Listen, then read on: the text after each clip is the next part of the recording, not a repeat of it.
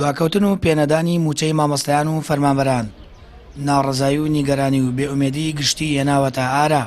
لە چوارچەوەی ئەو بێئومێدیانشدا مامۆستایەکی دانیشتووی هەڵەبجا وەک گزارش لە ناڕەزایی بەرامبەر بێدەنگی و بێڵوێستی یەکێتی مامۆستایان، پێناسی ئەندامەتی یەکێتیەکەی سوتاند، دیمەنی سوتاندنی نازنامەکەشی لە تۆڕە کۆمەڵایەتیەکان بڵاو کردەوە.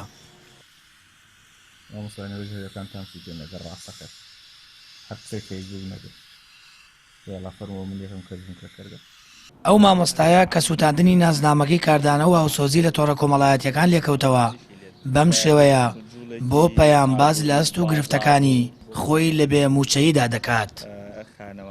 ئەمە دیارە ئینسان هەتاوەکو نەگاتە گیانی ئامادە نییە پێناسی خۆی بسووتێنێکە لە ناو ڕێکخراوێکا بێ، بەڵام ئەم ڕێکخراوەی ئێمە حتا ئێستا وتمان هیچ هەڵوێستێکی نەبووە، هیچ کاردانەوەیەکی نەبووە سەبارە بە پێنەدانی موچە بە مامۆستا بە فەرمانبەران. مامۆستا هەیە نەخۆشی هەیە، مامۆستا هەیە کەمەندامیانێ، مامۆستا هەیە زەخت و شەکر و ئەوانیان هەیە، نەک هەر مامۆستایان چینەکانی تریش فەرمانبەرانی تریش بە هەمان شێوەیە کارگەری قوڵی کردو لەسەر ژیانی هەموو چین و توێژەکان. بە درێژایی 5 ساڵی ڕابردوو بۆی پاشەکەوت و دواکەوتنی موچەی مامۆستایان و فەرمانبەران دەیان گرتبوونەوە خۆپیشاندانی بەرفراوان ئەنجام درا و تێیدا داوا کرا حکوومەت لە کاتی خۆیدا موچە کە مافێکی سەرەتاییە بە فەرمانبەران بدات، بەڵام هیچ کام لەو چالاکیە جەماوەریانە سوودێکی ئۆتۆیان نەبوو.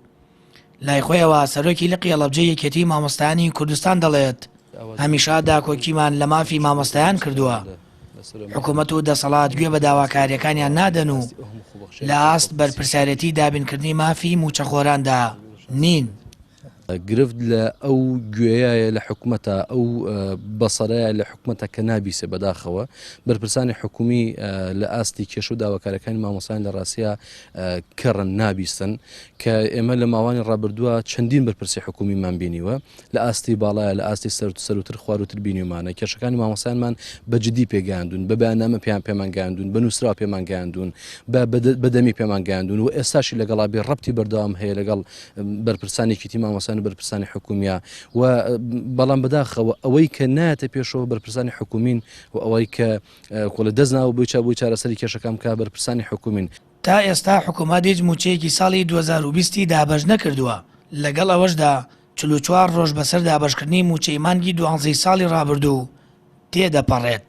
حکوومەتی هەرێم بە پێچەوانی حکوومەتی بەغدا و وڵاتانی ناوچەکەش لە هەر کێشە و قەیرانێکدا بەر لە هەر شتێک دەست بۆ کەمکردنەوە دواخستنی موچەی فەرمانبەران دەبات کە ئەماش بە شکستێکی ئاشکرای حکومڕانی دادەنرێت لە کاتێکدا لە هەر سیستەمێکی ئیداری تەندروستدا پلان و ڕێگەچاری دیکە دەدۆزرێتەوە و موچە و قوتی خەڵک کۆتاشتا دەستی بۆ ببرێت.